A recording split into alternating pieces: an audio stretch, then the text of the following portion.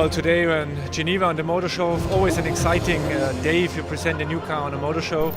And if it's a special car like a GT3, it's always a special day also for Porsche. 911 GT3.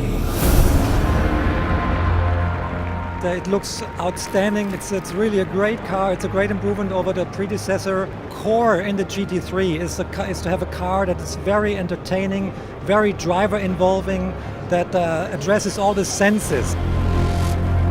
GT car is always improvement also on aerodynamic side, and the main focus was in the front, and so we could increase the level of downforce again without adding any resistance. And also in the rear, a different look. We optimized the wing again, and this makes the car from an aerodynamical standpoint more efficient. Got about a 20% more downforce on the car while maintaining the same coefficient drag, which is quite an achievement. And for sure the biggest changes under the hood you cannot see is the engine.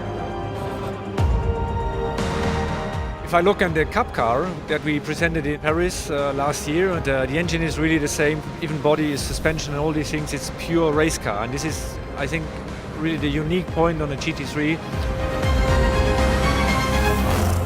New crankshaft, we have a new cylinder head, we have new valve train, we have a new intake system, and we offer a manual transmission as a non-cost option in that case to address the customers that really are longing for the interaction between man and machine with a clutch pedal and a good old stick shift.